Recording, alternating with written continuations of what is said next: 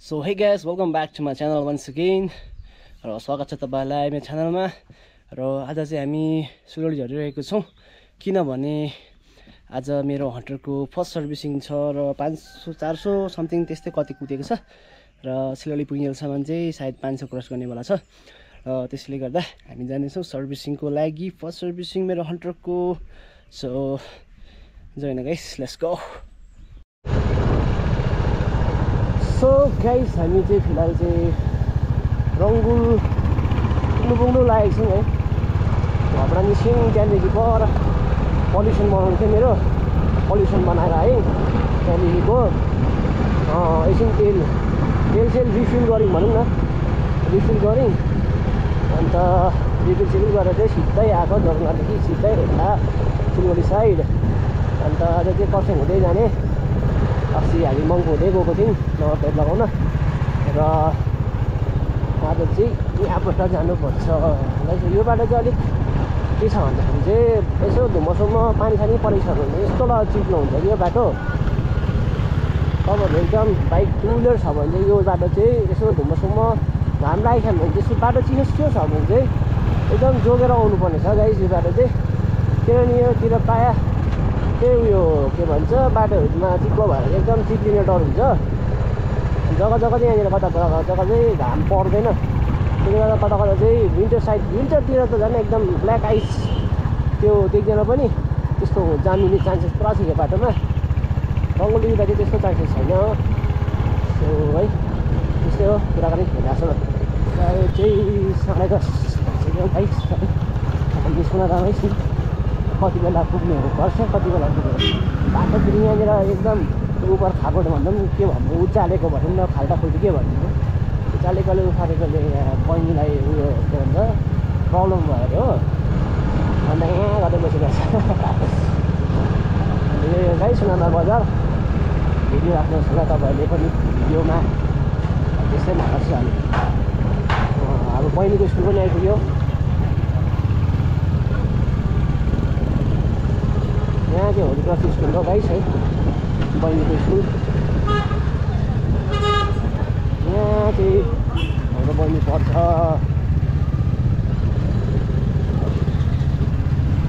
त यो चाहिँ तपाईँको सुनादा स्टेसन।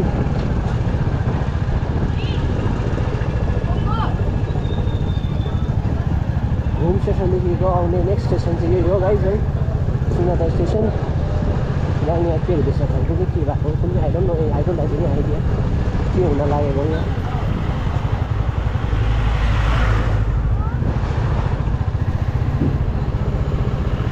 यहाँ बजार त्यस्तो भेट हुन्छ कि guys. It's been 10:45 we are about to reach at least Kurseong आइपुग्न आँट्यो हामी। आई डोन्ट नो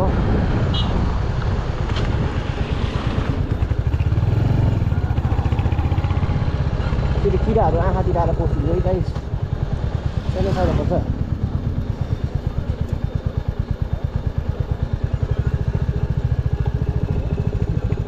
किरा पैसा नै आँखामा।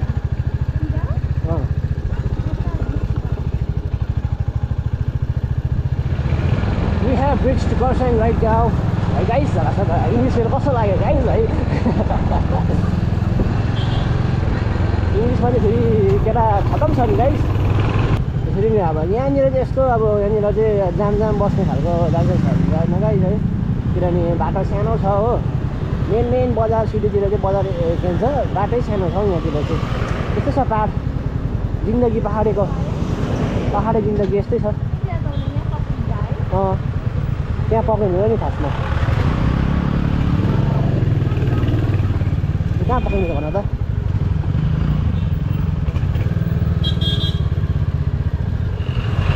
गली सिमसिम यहाँको बाटो साह्रो सानो छ हौ। फेरि यहाँ जाममा फस्यो भन्ने कहिले पुग्ने। यत्रो सानो जग्गामा कसरी ओभरटेक गर्ने?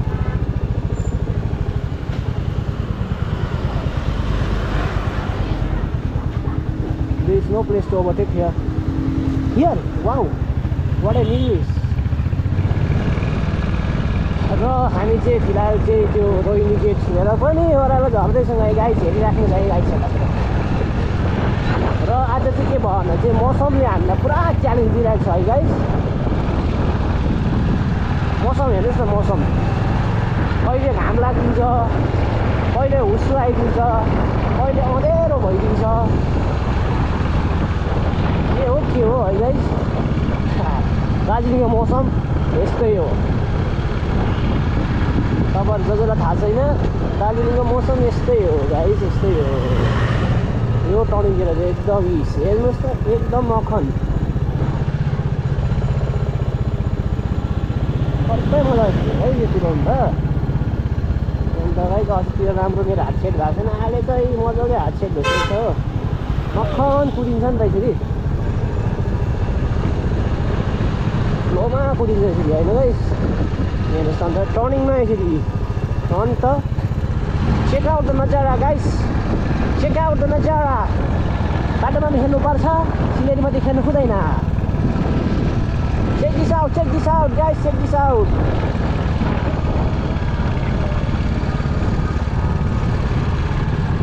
अगाडिको गाडीले ओभरटेक गर्नु खोज्दै तर सकेन।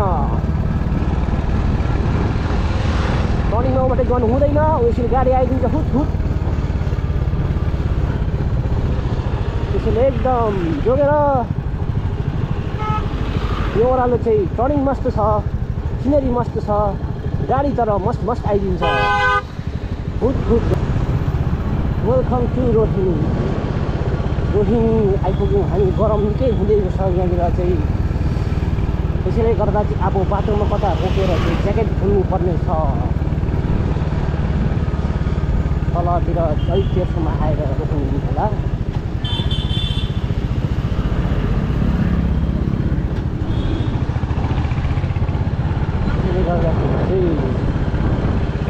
गरम बढेछ, गरम हेभी बढेछ गरम। अस्ति यस्तो थिएन गरम, पाक्ला हुँदो रहेछ। अस्ति गाउँ गर्दाखेरि त्यस्तो थिएन गरम। गरमले झन्डै भयो सरम भन्नु भएन।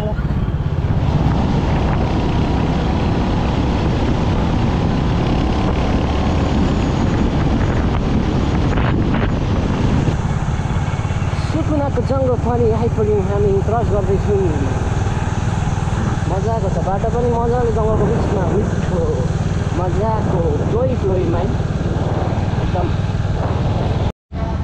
सो गाइस हालत पातलो हुँदै भए पनि सिलगढी सर्भिस सेन्टर गल्नेपेनको आइसक्यौँ र आउनु चाहिँ अलिकति एकछिन अगाडि आएको।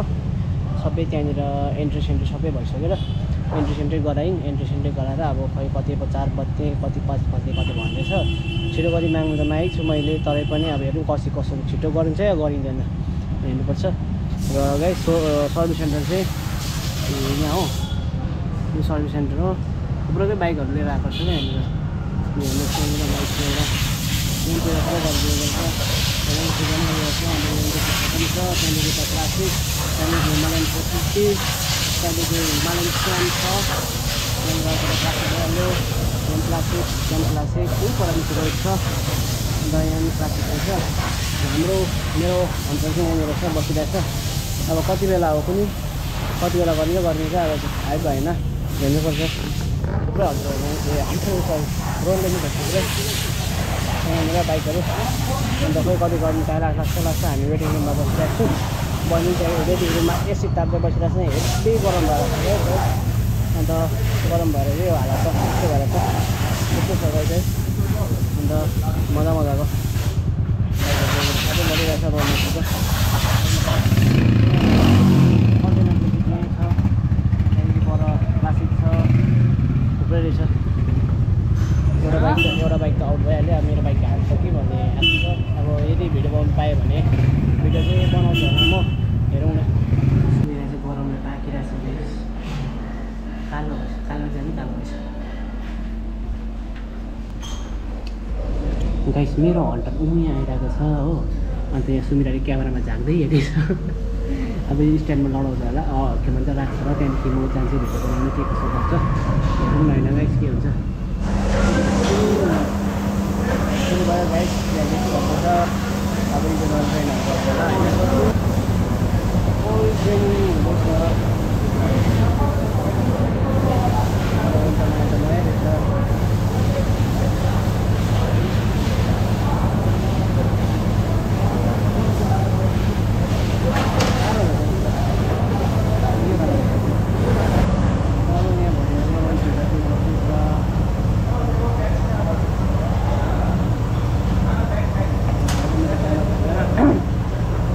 राम्रो काम गर्दैछ।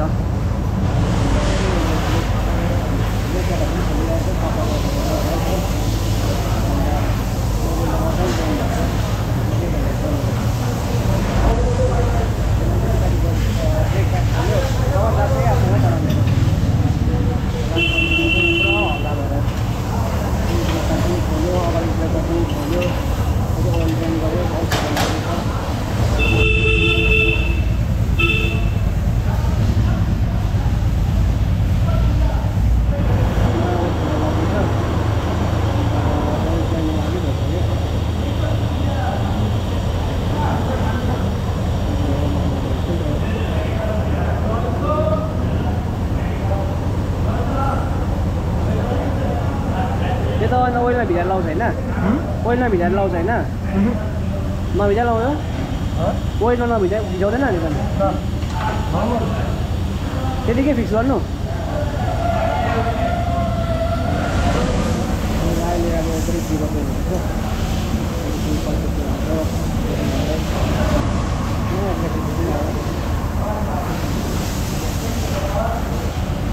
मेरो यहाँ हन्ड्रेड वासिङ हुँदो रहेछ यहाँ वासिङ सेन्टरमा hundred washing all the way towards home right now. सोरुमबाट पनि सबै सक्यो अन्त निस्किँदैछौँ अब चाहिँ हामी टुवर्ड्स वी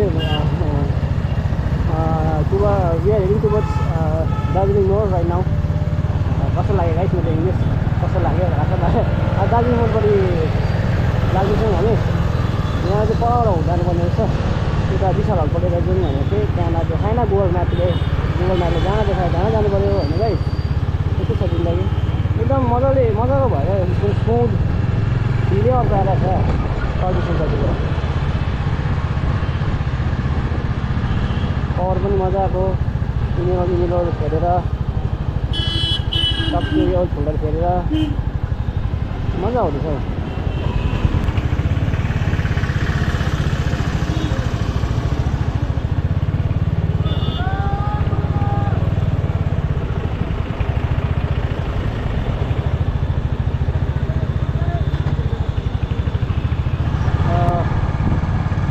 रात परिसक्यो होइन गाइस। अब फिलहाल परेको छ तपाईँको फिलहाल 6:23 भयो।